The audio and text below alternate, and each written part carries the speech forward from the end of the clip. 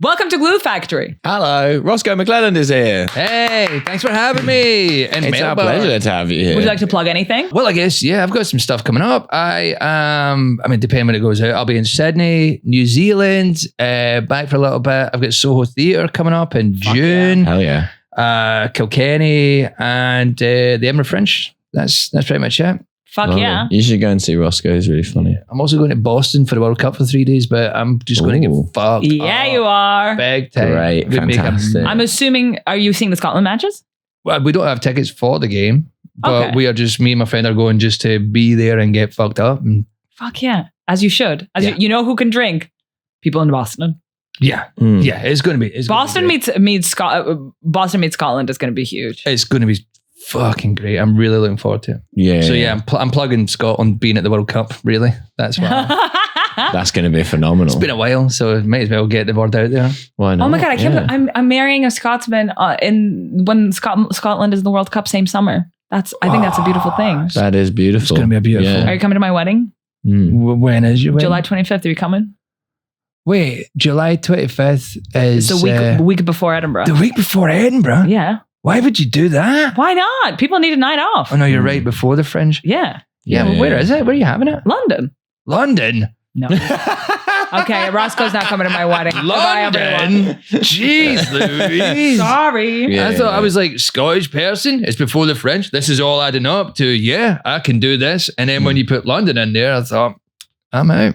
Sad to see. Well, if you want to go to Olga's wedding, please sign up to the Patreon where you get twice as much of this every week. You get us getting into it about bombing and escape rooms. So sign up for that. And also, if you're listening on the free feeds, whatever, please give us a like, a 5-star review, a comment, all that stuff. It really helps.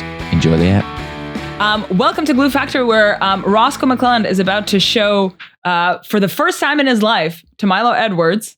Well, I can't show you. I found it so hard to find the footage. You but can't demonstrate. Yeah. Lenny Kravitz is wearing like some sort of pleather trousers. Okay, yeah, I can. Very I can tight. see that for him. And yeah. it's a live show, live gig, and he sort of squats, and it's like his cock, it can only be described as explodes out of his trousers. Okay, The right. trousers just fully wrapped down the front, and his cock explodes. Okay, out. so try Oh, to wow. press the first one. I did look on YouTube. I don't know if this, because it's saying that it's there. I don't know if they pixelated or anything, but Yeah. It's give it so a hard to- whirl. Oh, well, yeah, it's so hard to find. I tried to show it to Lee Jin Hao once. Okay, I yeah. told him about it, and he was like, I've never seen that. And Can you see it? barely. It's grainy. It's got a yeah. certain Bigfoot quality. See, the thing is, it exploded there, and he covers it up with the guitar from far away. But I've saw it Wow. up close. I saw a front row recording of it, Wow, and you're yeah. like, yeah, that exploded out of there, Yeah. and good for him. They're like sprayed on leather trousers. Yeah. Wow. Covering up with the guitar, though, a masterstroke. Clearly a man who this has happened to before. The training just kicks in. One of the pitfalls of being Lenny Kravitz is that is a regular occurrence, I believe. I think he spoke about it and he said, oh, I didn't like it. And you're like, what did you not like about that? Do you know what I mean? But also, was he not wearing pants? No, you I can't, because know. the thing is, the panty lines would be crazy. Those are very tight He's got lips. So VPL. tight. Yeah, he would have VPL if you wore any underwear with those He needs leather to get trousers. those like seamless Spanx type pants, like a But at this point, pair you're of, wearing leggings. What's even Yeah. the point? yeah, I guess very Tudor, like leather leggings. He could get a cod piece. I feel like this is the first time very Tudor and Lenny Kravitz have ever been put together. I'm Get here that for man it. a loot. There is something quite Tudor about Lenny Kravitz. The more I think about it. Well, Yeah. speaking of loot, my wife was recently telling me about the luteal phase. Oh right, yeah. I think am I in it now? No, I'm fully menstruating. Because I'm learning, you know, I like to listen and I learn. Yeah. And then is every the time, luteal phase, is that the bit right before the period? It's the second half of the menstrual cycle occurring after ovulation and before menstruation. Right. Okay, fine. well, every time she was saying that to me, I could only imagine her as a sort of medieval artist with a lute, and I'm like, you go. You know? Playing the lute to the moon? Yeah. Yeah. A lute to the moon is a great show title. Oh I yeah. know what I'm doing next year. You're just doing like a male feminist show where you're like educating everyone about periods. I'm like, hey, like, guys, I've been listening to my wife, and here's what she's been saying to me. And that, I actually think that would be fine. Ish. Mansplaining Right women. Do you think Rosco can pull off an menstruation show? Okay, can I ask a question? Please. From a purely psychological viewpoint, and if at any point it feels like I'm not fully here, dear listener, it is because I'm currently on hold with American Airlines and I refuse to drop this call that has been going on. This is the second one. It's 26 minutes. The first one was 45. If you were to describe your psychological cycle, what would you describe it? Oh. Is it a monthly? Is it a yearly? Daily. I take each day as it comes. Okay. Most of them, I believe, most of my day is fueled by anger. I think it's a very Scottish thing to just be fueled by what the fuck is going on here. Entering every situation with what the fuck is going on. I'm trying to become... The weather's pure shit. I'm trying to become outwardly happy because I'm inwardly happy, but I think outwardly I could be perceived as angry in certain situations. So I'm trying to become like, hey, no, don't worry. But I think also me coming up and going like, oh no, hey, is more disconcerting for people. Oh yeah, it's more somehow more threatening than just grouch. Yeah, like some sort of like a plant that fakes a smile to draw things in. Yeah, and then it. So yeah. I don't know. It's hard existing.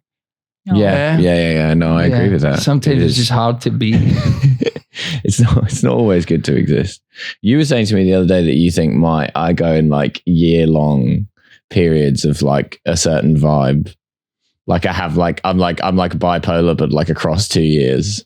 Or I'll have like a happy year and a sad year. Yes. Oh yeah. Because I was comparing, because we spent a lot of time last Melbourne together and this Melbourne, and it's like he was, you were quite manic last year, I would say. Yeah. In a fun way, in a way that always resulted in a story.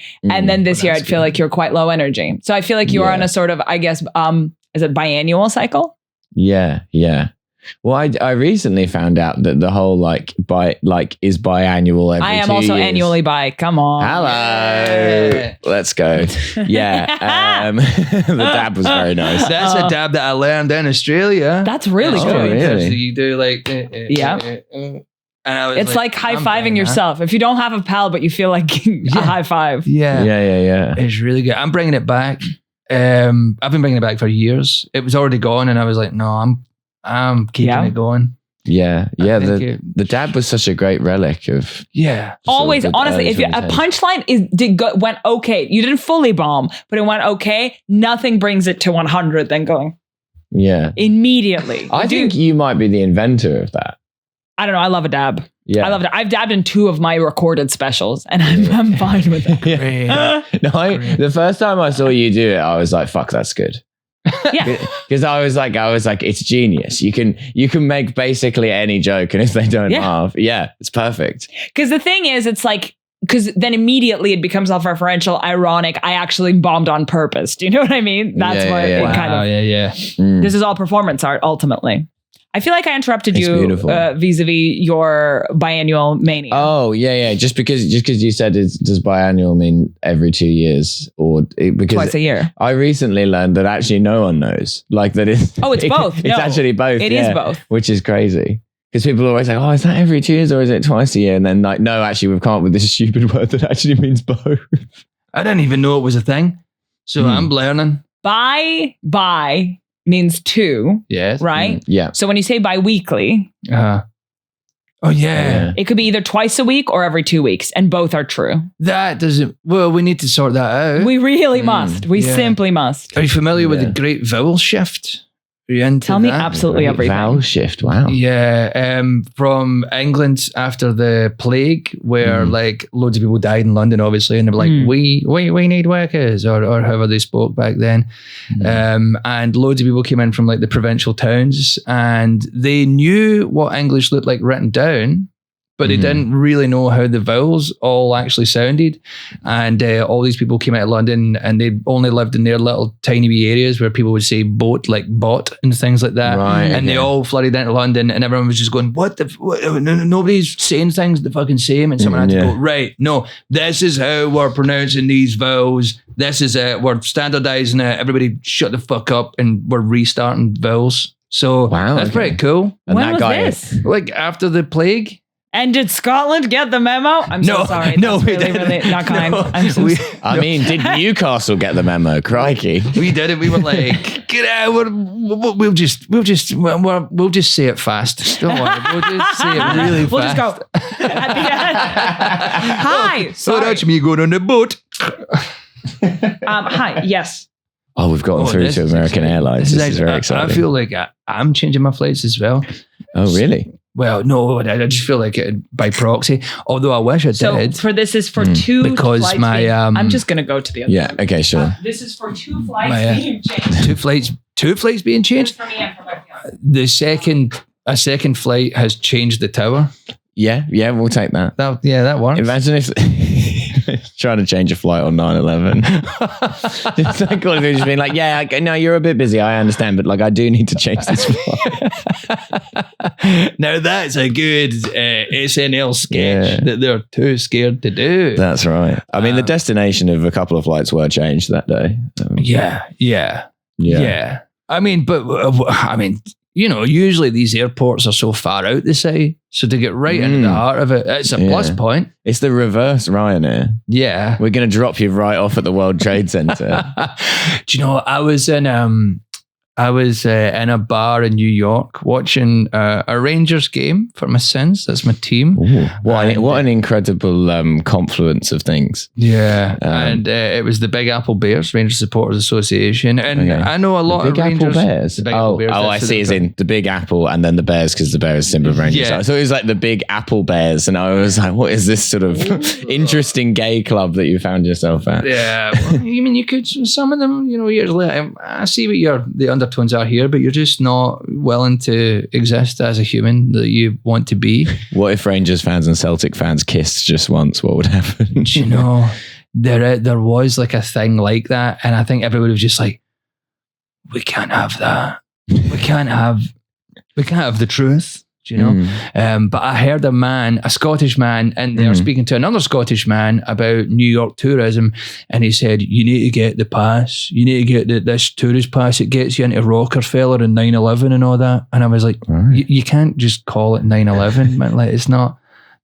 It gets you into 9/11. It gets you to 9/11. It's like, no, the museum, or it gets you into the memorial museum. You can't just call it 9/11, man. Like, that is so, there's something so bad about that. That's really good. Yeah. I am going to Sydney via Jetstar, who I had vowed to never fly again. Oh, really? Have you had a bad experience with Jetstar? I had a terrible... It was more of a terrible experience of self rather than Jetstar, but they were a catalyst involved in it. It was the first time I'd ever came to Australia. You described that in such a philosophical way. Yeah. It was more of a bad experience of self, but they were a catalyst. Yeah, I mean, I'm aware. With time, I've looked back and went, wasn't all Jetstar's problem, really. It was more... like it's like an ex-girlfriend. You're like, I did have my role to play. Yeah. I was supposed to fly from Perth to Adelaide, and really there was like two people were finishing off the Perth Comedy Festival, and people were starting the Adelaide Comedy Festival. I wanted to be with the people who were starting the Adelaide Comedy Festival because it was like my friends. Yeah. But I was left back with a couple who were actually mid-breakup or had broken up, so it was tense. And I was like, oh, thank God I get to get out of this weird scenario. I get to go to Adelaide. Friends are there. Going to be great. And then the flight we were booked on was like the last flight out of Perth before Adelaide had like a cutoff point of planes coming in for the evening. Oh, right. And, Lost Chopper out of Saigon vibes. Yeah, very much. So I saw Miss Saigon once. It was great. Great. They had the chopper on the stage, and I was like, "There's no way they're lifting that." They lifted it. I was like, "Fuck, that's good." Well, they had like an actual chopper on. Yeah, well, like not like a full. It was not a working one. It was like a kind of stage chopper. Okay, but it was just sitting there, and I was like, "That'll be like for show." But it went up, and I was like, "Oh my, oh, good for you." I'm only just now realizing that Miss Saigon is about like the end of the Vietnam War. Yeah, being a musical, I just kind of assumed that it had some sort of period setting. Because Miss Saigon was presumably, it came out not long after the end of the Vietnam War. I would assume. It's pretty old, right? Yeah, it's pretty old. I saw it when I was young. So. Yeah, I'd assumed it was a kind of King and I like type vibe, like sort of faintly Orientalist, like Vietnam in the 19th century type musical. Yeah. Right, okay. I like to actually, for a laugh for myself, sort of, mash together the Les Mis song, like Who Am I, 24601, and Miss Saigon, and I go, who am I? I'm Miss Saigon, and it's good for me, not for anyone else. You have a very diverse range of interests, Rosco. Yeah, I know people don't understand this. I didn't know you were a show tunes guy. I have a beautiful voice, and I love music, and musicals are great.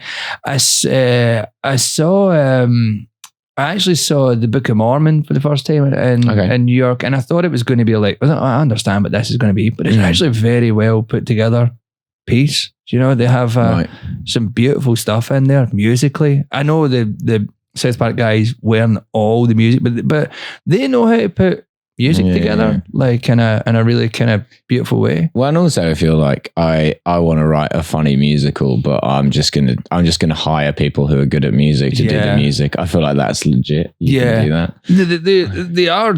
They were good at it. Like they have like kind of half of it, but they just needed that other like extreme. This is my extreme talent person to come in and go tweak this. Now it's brilliant. Yeah. And I think that's really good because I think they've done like Hannibal the musical, and they've done other things that are good. That the South Park movie has some really good. You can see there are a lot of There's songs some really big musical pieces in that, and you're like, you're actually pretty good at this.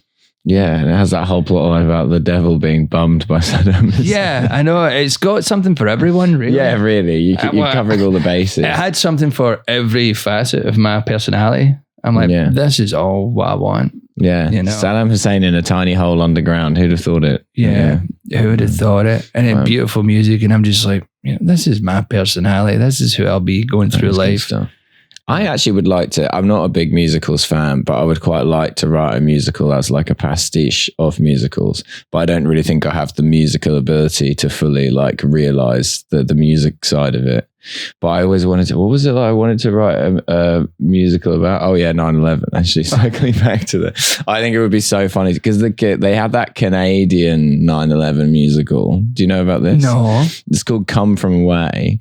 And it's about the small town in Canada where they diverted loads of the 9/11 flights to because nothing could land in New York. That's cool. Yeah. And but it's so funny that there's like a Canadian musical about 9/11. That really tickles me. But then to do a musical where it's actually like the hijackers doing like tap on like a plane set, being like, we're going to the gardens of Jana, like, that kind. My passport is indestructible. They said I would never need it. And then like, who needs to know how to land? Yeah, all that stuff. There's a great song by a man on YouTube who is really asking what went down in Building 7. Oh, okay, yeah. I don't know much about this. It came up, I think, on the pod the other day, the Tower 7 thing. Yeah. I know that it's a conspiracy theory, but I don't actually understand anything about what the conspiracy theory actually is. I could give you some... Please. I know I'm running... The guy, he's obviously insane. Cool, sure. He can put a song together for somebody. He's very musically talented, this guy. And it's like, 9/11, 9/11, What went down in building 7? Oh, wow. It's a mystery to this day. The building fell with such precision. Free fall speed, no reasons given. It's a beautiful piece. Yeah. And a great rendition, may I say. Thank you. Yeah. I love to sing. You had to back up the beautiful voice comment from earlier, but you've nailed it. And I wasn't even fully putting it in. You know, I mean, if I want to go, I can go. Yeah. You had to have still some irony layered on top there. I understand that. You are on a comedy podcast. Yeah. This is it. Yeah. And even when I do it on stage, I'll hold back a little bit. You know, if I'm singing. Do you play any instruments yourself, Milo? Or you're a music man? Yeah, I'm reasonably. I was actually having a conversation with a friend about this last night. That I would say I am like reasonably musical compared to the average person. That's good. Compared to people who are like really musical, I don't really feel like I'm you know, when you see people who are like really like they have like beautiful music mind, they can just like hear something and play it or whatever. Like I'm not like that, but I can play the guitar and the drums, and I'm like kind of I'm a sort of jack of all trades. A jack of all trades, and plumbers, electricians, I'll get you all. I'm from a musical family, so I play a lot. Okay, nice. I can pick stuff up pretty quickly, but I'm not virtuoso in anything really. I'm good at. I've been playing drums since I was 7, so I can play them with my eyes closed. Okay, yeah.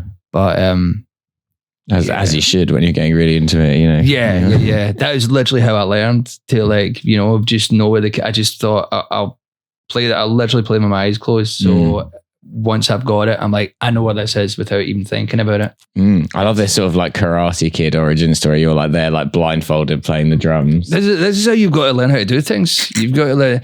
If blind people could see, they would be amazing. Yeah. That's what I think. They'd be amazing at getting around places.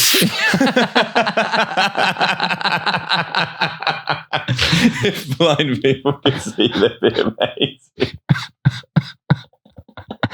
Not that you're not amazing as is, but you'd be even more amazing. Just the way you are. Yeah. But no, I do take your point. Yeah, like the techniques they've learned for getting around. They'd be able to see. Great at holding a stick with a little ball on the end of it. Which is a skill that comes up a lot in life. Yeah, for sure. Yeah. Feels like that would be a good thing for the Cube. Is that still on? Are people still doing that? The Cube? Was that? Did Philip Schofield host that? Oh yeah. No, that won't be still on then. Huh? Well, I guess they could have swapped him out. I mean, This Morning is still on. Yeah, but the Cube feels more. The Cube was just his thing. Yeah. So that Cube is haunted. Haunted Cube. Yeah. Yeah. It's the opposite of the Kaaba in Mecca. You've got that's a sort of godly cube, and then you've got the haunted cube of Philip Schofield. It would be a very cursed Hajj to the Philip Schofield cube. Yeah. Can you go in the cube in Mecca? Can you get in there, or is that secret?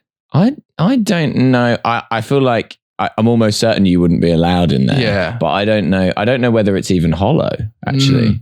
It would be good if there was just a nice couch and a PlayStation in there and stuff. Mohammed bin Salman's just in there, just fucking gaming. Just 1v1ing with Allah, you know? The Tomb of the Unknown Gamer.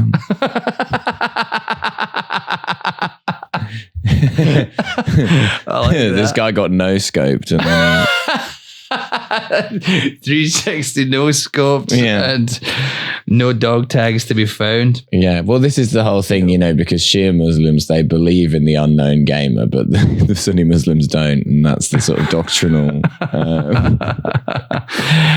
I always, every now and again, I see on my PC or laptop, however, you know, and every now and then I'll look into the former Xbox friends list and just see all these profiles that people that I used to know call friends, brothers, sisters, and they've just not been active for 10 years. And I go, I wonder what that person's life is like now.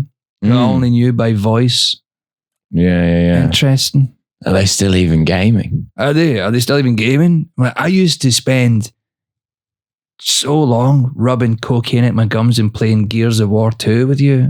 And now it's like I hardly ever knew you.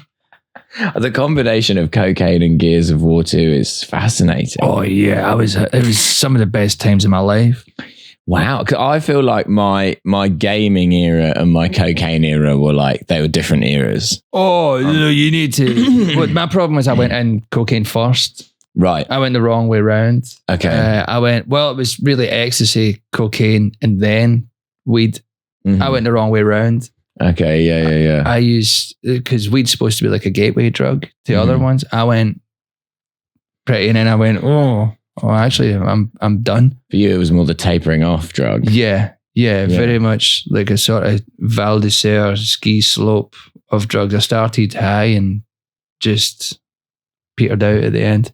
Yeah, I've never been much of a weed guy. I can enjoy it on occasion. It does too. It makes me think too hard.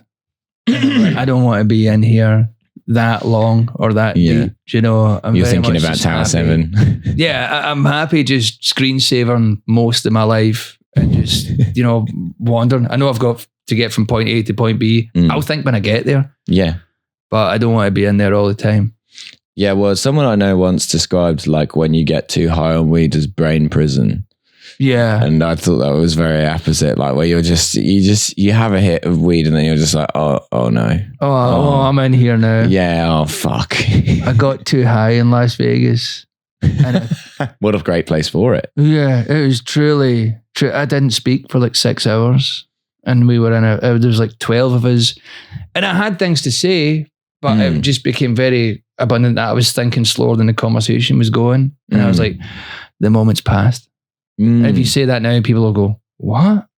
Yeah. So I just had to sit with it and just go, God damn it. But it was a great. Turns out Mike Tyson edibles, one of the world's most violent rapists, you're going to go to brain prison. His drugs really pack a punch. What was it? I was talking to someone the other day about Mike Tyson and I had to like break it to them that he had a real nasty record of violence against women. Yeah. And they'd just been going through the world like knowing about Mike Tyson but not knowing that. Yeah, people seem to forget this. But then it's also like, everyone's like, well, he could kill me. So, I mean, do I bring it up for fear that he's within earshot? Because it could be anywhere. Yeah. Well, I think I was explaining this to them. I was like, all of that stuff about him came out in an era where you could go to prison and then come out of prison and then they'd be like, well, he went to prison. What more do you want from the guy? Yeah. And I don't think that would fly now. No, not at all. No. He got in there where the getting was good. Yeah. They weren't booking the Lost Prophets reunion tour for when Ian Watkins got out of prison, you know. No. Rest in peace. I keep forgetting that he's dead and I'm like, that's probably right. It's probably the right thing that happened there. Yeah. You know, I mean, should a man really die for his crimes? Depends on the crime. Yeah. That's my stance. Yeah. Him and Huntley, both gone. Oh yeah, he's gone as well. We've lost a lot of shooters in the last year. We really have, you know. It's been a terrible year for the paedophile community. Although someone did point out about what's his face, about Ian Watkins, and about Huntley, that they were both in like secure units where they were only housed basically with other sex offenders. So there's like I like the idea if there's like a hierarchy within the sort of like pedophile community where they're like, no, we gotta. Yeah. Imagine being in the hard nut pedophile gang that the other pedophiles are scared of. There must be it must go age range. Well, I mean, like another few weeks and I was, that I was fine. And then you're like, well, it feels like they got you in a technicality, at that point. Like, they were 17 3/4 or whatever. And then you probably get to, be in the crazy gang for the sex offenders. Have you ever done a prison show before? I was really worried about what you were going to say there. No, but I know this is a thing up in Scotland. I don't think it's a thing in England, but I'm very interested to hear more about this. I'm going to get some more water. I'll tell you, I made a mistake doing the prison shows, I made multiple mistakes, really. I've only done a few. First one I done was in a place called Parliament, a young offenders institution. And I didn't really clock on what protection was. There was 2 shows, general part and protection. Protection is the child sex offenders, really. Right, okay. And also some of the real vulnerable ones, but mostly vulnerable because they're child sex offenders. And I was like a year and a half into stand-up at the time, and I was doing really like the basic stuff, like, oh, my girlfriend is like this, you know? And we are there. They can't relate to it. They're like, my girlfriend's 9. Well, yeah, this was the problem. I was like, hey, give me a cheer if you got a girlfriend. You know, put your hand up. Nothing. And then I'm like, none of you got a girlfriend, you losers. And then like, I mean, they are in prison. Yeah. And hard to really be on the apps. I know. I just didn't know. I hadn't engaged my brain. And then one guy put his hand up, and his friend beside him pulled his hand down. And then I was like, oh, yeah, you're not allowed. Yeah, okay, wow. Well, it's gonna be some real relatable stand-up here for you boys. Yeah. So I had a story about, for the gem pot bit, I had a story about how I saw a man get hit in the head by a train. Right. And hit in the head by a train? Yeah, he had his head over the edge of the tracks and was vomiting, and the train donked him. Oh, that's great. It was great. That's his friend started fighting the train. He was like, you've killed my pal. Started punching a train. Beautiful to see. Yeah. And apparently one of the boys in there took umbrage with my material, had to get dragged out. I found out what happened a year later. Right. He didn't like my train material because the reason he was in jail is he'd committed a serious sexual assault, tried to run away from the scene of the crime, ran across a train track at the wrong time, and got giga fucked by a train, right? Wow. And the train took both his arms and both his legs. And I have a bit of material about it where I'm now saying, well, I mean, why is this my issue? Because I went to do an adult prison gig a year later. He'd graduated to the adult gig. The guard in there was like, oh, there's a boy in here who wants to kill you. And I'm like, what are you talking about? And he's got no arms or legs. No arms and no legs guy. And I'm like, well, why is he even in jail at that point? Like, he's assault, put him in a bath. He can't get out. Do you know what I mean? You don't need to put him in the turns out he is a menace to society. They're giving him metal arms and metal legs. Oh, fuck. And he's I keep tabs on him. He's always in the news for like, he's kicked off somewhere. He broke a police officer's jaw a year ago. Wow. And they couldn't arrest him because they've given him hook hands so they can put handcuffs on him. You've made this maniac stronger and uncatchable. To a Bond villain. Yes. And he wants to kill me. He hates me. He's going to, one day I will awaken to the sound of clinging and clanging, and he will be ready at my foot in my bed to disembowel me. And presumably fuck the hole, if that's what he's into. It feels as though like it's like a right-wing tabloid headline to be like, you know, quadriplegic rapist given like bionic arms and legs and released into society. Yes. He keeps doing stuff. It's not even people will be like, no, and his name, fuck it, his name's Thomas Proudfoot. And I'm like, could this be any more, you know? Yeah. Tommy Shame Stumps over here. That is good stuff. It's terrifying, man. It really is. It's, wow. A constant, every now I go, oh, I remember him. And I go, he'll get me one day. Yeah. It does feel like if you're running away from the scene of a sort of horrible sexual assault that you've committed, and you find yourself in an accident where you lose all of your arms and legs, like God is telling you something. Yes. Yeah. Yes. You're about to become the exact same and the exact opposite of a spider at the same time. Yeah. No legs, can't get out of the bath. Yeah. God didn't think about hooks and actually how, this guy's like the $6 million man now. Yeah. Well, I mean, hooks are a human creation. You know, God's just working off Adam and Eve. You know? Yeah. Like, I'll take away your arms, but the humans, you know, we've opened Pandora's box, and all of a sudden we have mental problems and hook hands. It's fun to imagine God sort of like a government regulator, where he's just up there, just like, and he's sort of like he's instituting a new rule, but even he doesn't fully understand what the consequences will be. Yeah. And then like people are down there finding a loophole, and he's like, "Oh fuck, the fucking hooks for like what?" And now they can't handcuff him. I thought I had that guy solved. Actually, I've made it worse. If it was America, you know, you'd be like, well, they would give them guns for feet. So that's at least the you know, the British system still gives you a fighting chance. Yeah, I would love to have foot guns.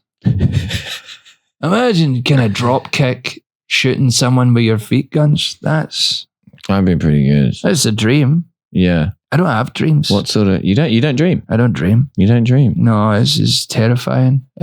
Which is interesting because you certainly do have a vivid imagination. Yeah, I do. I would imagine your dreams would be crazy. Well, yeah, you would think so, but I don't. I rarely have.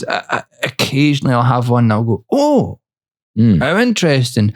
But then Beth Black once told me that's one of the traits of being a psychopath.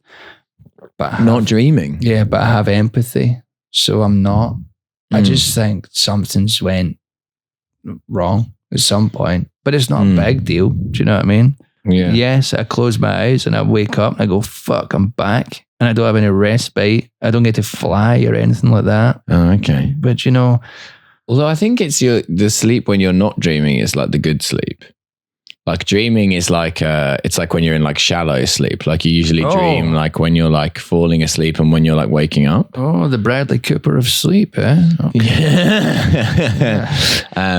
Yeah. So I think it's actually, if you don't dream, that probably means you're getting quite a good quality of sleep. Oh, so I'm just going straight into, you know, real rest and relaxation. Yeah, that's good to hear. You're straight in there in the depths. That's nice to know.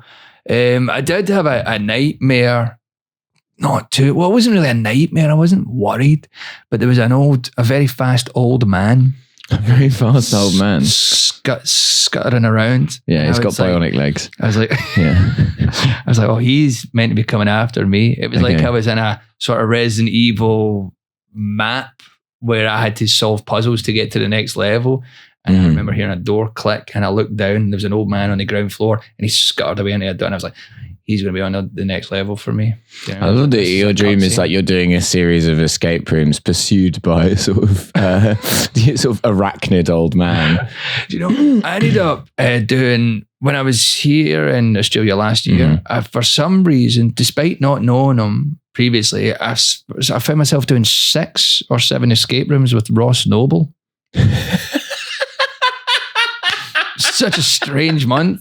I mean, just what an incredible standalone sentence that is. I did 6 or 7 escape rooms with Ross Noble. Yeah. He loves escape rooms. He loves getting out of a room. And he's got a system. He'd love prison. Oh, he would, yeah. He would love prison, actually. As long as there is like a very, you know, signposted way of getting out. As long as there's magnetic puzzles, he would love it. Yeah. That would be fun. One thing out and he treated me like a genius. Because I'm not. I was mostly just standing back while 3 other men tried to escape a room. And I was like, I'm just here for the ride. I'm here for the fun. Yeah. You're the only guilty man in Shawshank. I deserve to be in here. No, I've got metal arms and metal legs. I deserve to be in here. I figured this thing out, which was very less like figuring out puzzles and more just practical common sense. Sure. And they were like, whoa. And I was like, I am the yin to your yang, you know? That's nice. But it was fun. Although Perth was not fun. Didn't enjoy it. Oh, really? Oh, you were in Perth? Well, Ross Noble was in Perth doing escape rooms. Yeah. Fascinating. It's a crazy life. Did Ross Noble have a particular approach to escape rooms that you know? Oh, yeah. Okay. Him and his guy, Tony, who I believe is like his kind of tour manager / like, just like production, really. Not like his escape room teammate. Yeah, not just escape room teammate, but also... This guy is amazing at escape rooms. That's why I bring him with me. He's got no other skills. He fucks up every day when he puts the big inflatables up. But he's canny at escaping a room. I'll see that. That was quite good, actually. I enjoyed that. I started getting in there. I was like, when did you see one of the words that they say? You're like, oh. You spend enough time in an escape room with the man. Yeah, you start getting there. They had a system. They're like, right, when we go in, we're looking for like numbers, codes. If you say something, shout it. If you see something that looks interesting, shout it out. You know, and I was just like, see it, say it, sorted. Oh, yeah, really the London transport method works in escape rooms as well. Me and my wife then went and done an escape room just before I came here, and I was so ashamed that I had kind of like learned escape roomism after doing those. I was like, oh, right, no, I see the pattern here. And there was a thing on a wall that she was really laser focused in on, and I didn't want to. I was like, I kind of understand that that's a red herring and it's not, but I didn't want to go like, no, just leave it alone. It's a red herring. So I just had to let her like for 5 minutes go, we should be focusing. And I was like, yeah. But I'm going to just look at this wall, this thing over here. You're like the Harry Houdini of escape rooms. You've got out of so many escape rooms now that it's boring to you. Yeah. And we managed to put a stake through Dracula's heart with 8 minutes to go and save the world. And people don't know that this is happening. Everybody else was just at work, living a regular day, but me and my wife saved the world with 8 minutes to go from Dracula himself, a vampire. And the St. Enoch Centre in Glasgow. I am unstoppable unless you can solve these puzzles. Yeah, it very much was that. There was a beautiful... The new Nosferatu film was crazy. Can you solve my word jumble? The guy who took it, it was just me and my wife showed up. I assume if there's a group of people, it can feel less embarrassed because he was like, okay, so you're going into Dracula's castle. He had to do a bit of a show when he was reading the kind of the run through the bio for us, and he was embarrassed, and we were embarrassed for him, and he knew we were going to talk about him and stuff like that. It was just a whole, and then he had to read it in the voice. Yeah, he had to do a little bit. It was like Glasgow. It's fucking 11 a.m. And then can you solve my Sudoku? Ring the bell for a clue. That was, and then when we rang the bell, they had to do it. He was doing it in like character voices. And it's I like the idea that Dracula himself would have to be giving you clues in a scenario where you're trying to solve puzzles in order to kill Dracula. Yeah. Bound by a peculiar code of honor. Yeah, I never really questioned that aspect of it there. Like, why is he helping us? But it could be like, I mean, there's probably a community of Dracula vampire out there, do you know? And they don't all get along. Yeah, you know, it could Vampire X they're waiting for a power vacuum so they can come in. And then we'd ring the bell for the clue, and he'd be like, "Oh, look at the window over there." And then we'd look at one, and he would come over and go, "No, the other window." And it's just a man telling you you're being stupid, but in a funny voice. Is so good. Sorry, that was not a clear instruction. There was a bit where I rang the bell for the clue, and he was like, "Ring the bell on the thing." So I was like, okay, and I rang it, and he went, "The other bell," and it was a doorbell thing on a gravestone. I was like, oh, of course, yeah. Well, that's on you at that point. If someone rings a bell and you go, "Ring the bell," I'm like, I fucking just did. Yeah. The other bell. I'm like, well, why do I feel embarrassed now? You should feel embarrassed for your bad instruction. There is quite a lot of overlap in this escape room.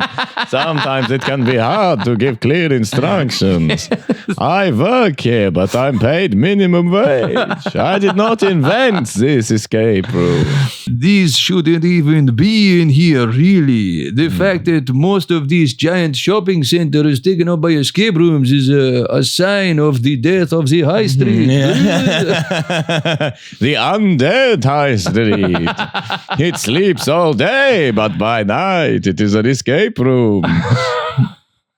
Are you an escape room? Are you kind of doing anything to stave off boredom, like puzzles, like axe throwing? Do you do that kind of stuff in your day-to-day life? Axe throwing's tragic, isn't it? Yeah, it's bad. Yeah. And it's also like I went once with my sister and her like kids who were like kind of like, one was like early 20s, the other one was like late teens. And it's fucking difficult and unsatisfying. Yeah. You're just kind of throwing axes and most of them bounce harmlessly off. Yeah. And then occasionally one will stick in and then you're like, great. Yay. And then it's sort of back to, and it's like it's been sort of just astroturfed into society where it's like, oh, axe throwing's a thing people do now. And it's like, I don't think axe throwing's ever been a thing people do. Yeah. Well, and unless they were actually doing it.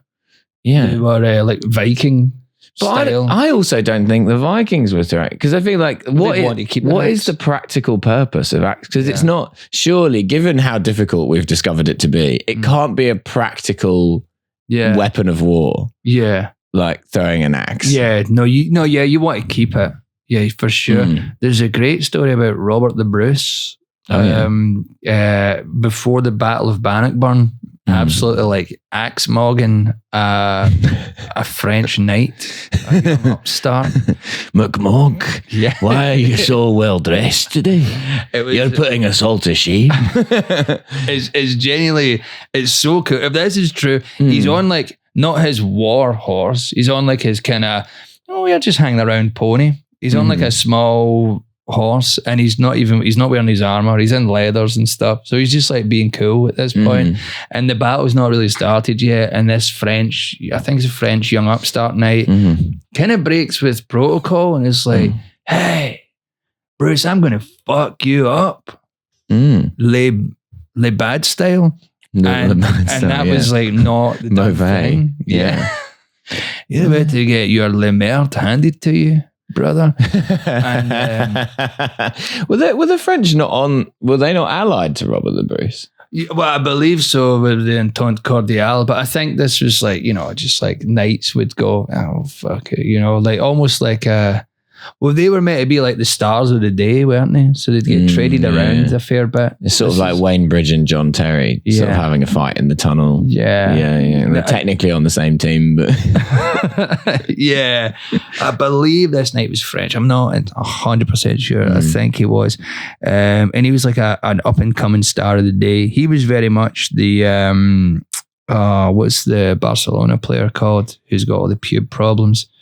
Lamine, he was the Yamal. Oh, he was the Lamine Yamal. Lamine Yamal's got pube problems. Yeah. He's got a lot of football players are coming down with a thing called pubalgia right now. Pubalgia? Yeah, pubalgia. And they're like, I think it's just their groin is fucked.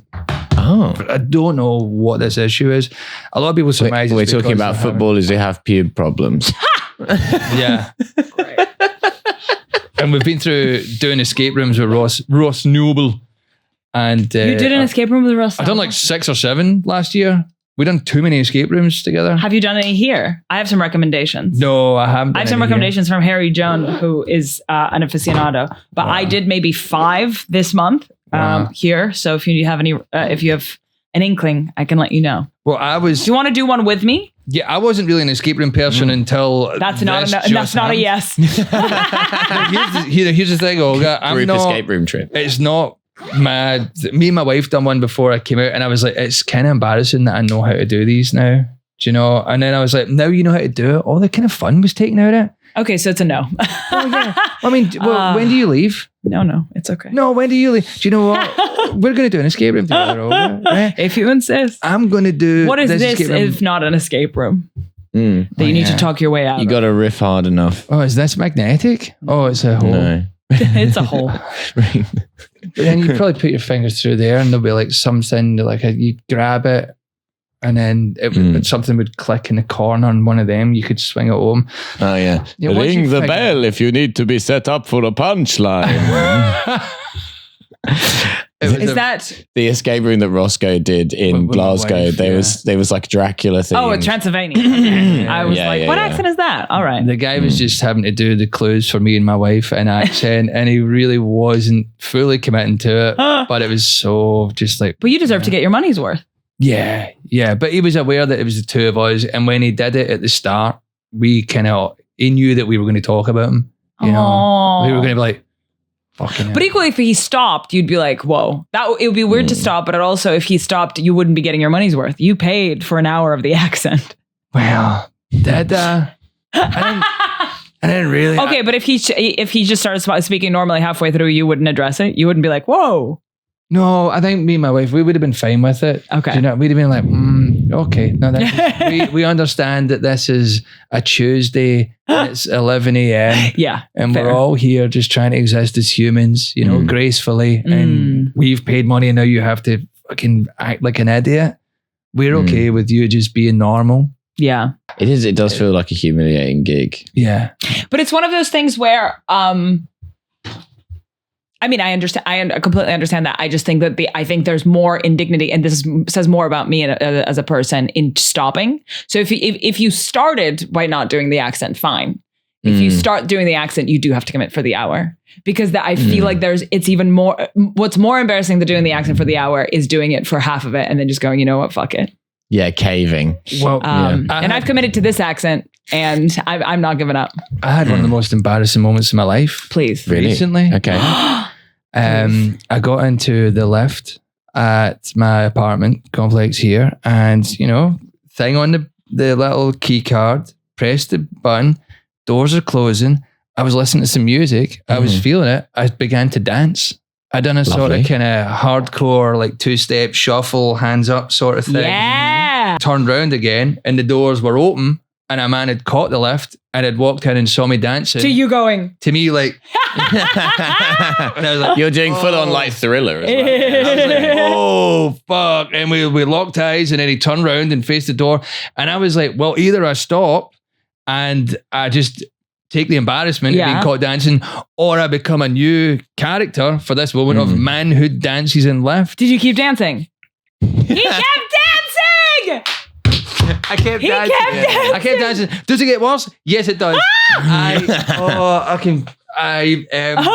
Thank you so much for reliving this in front of us right now. I feel like I want to rub all the shame off my body. I don't usually get embarrassed, so this is a rare feeling for me. And so I kept dancing, and then I became aware that I was like, because I'm hyper aware at this point, and I'm like, he can't hear my music. All he can hear is me like panting and shuffling behind him. Oof. And I was like, I need to say something to like break the tension and silence. And I said, I love dancing. Oh my God!